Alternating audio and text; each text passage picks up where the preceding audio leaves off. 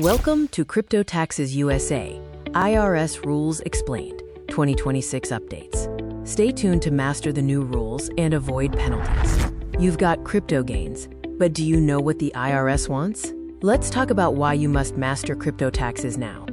If you hit $10,000 in crypto gains, the IRS expects 20 to 37% in tax. Worse, 1 in 5 traders is audited. Master these rules now to avoid severe penalties. New 1099-DA forms starting in 2026 will make hiding crypto gains virtually impossible. The time for proactive tax planning is right now. So what exactly is the problem? It all starts with how the IRS defines crypto. Since 2014, the IRS treats crypto as property. This means every single event, sale, trade, or spend, is a potentially taxable event. It's complex, but manageable. For the 2026 filing season, your exchanges like Coinbase must send the new 1099-DA forms by February, and they are due to the IRS by March 31st. Get ready for a messy but mandatory first year. Let's dive into the core rules and the critical 2026 changes. You need to track everything, preferably with specialized software. Rule number 1, all crypto events count. Whether you sell for cash, trade one crypto for another, or even spend it on pizza, it triggers a capital gain or loss. Short-term gains are taxed as ordinary income, but long-term gains enjoy a much lower rate. The biggest change is Rule 2, the 2026 game changer, Form 1099-DA. For 2025 trades, brokers must report your gross proceeds and cost basis directly to the IRS. There's no more "I forgot."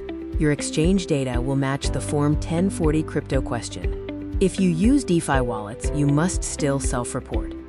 Rule number 3 is about per wallet cost basis. You must track buys separately for each exchange or wallet. No pooling is allowed. For example, if you bought Bitcoin on Coinbase and Robinhood at different prices, you need to track them distinctly, using either specific identification or first in, first out per account.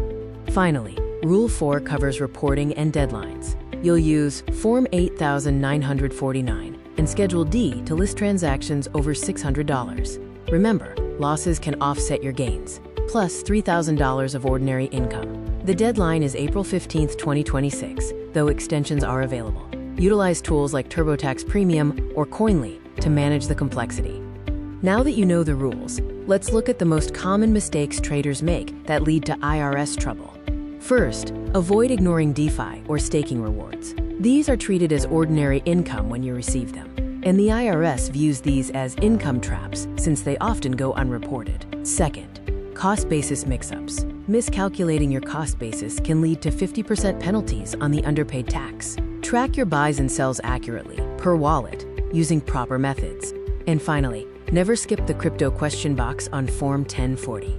The IRS views skipping this as an automatic audit flag. It's time for the call to action. I want to hear from you. Are you a short-term trader or a long-term holder? Comment HODL below. Like this video for more tax wins and subscribe for 2026 finance updates. Don't forget to grab your free Crypto Tax Checklist 2026 feet in the description to track your wallets properly. Trade smart, pay right.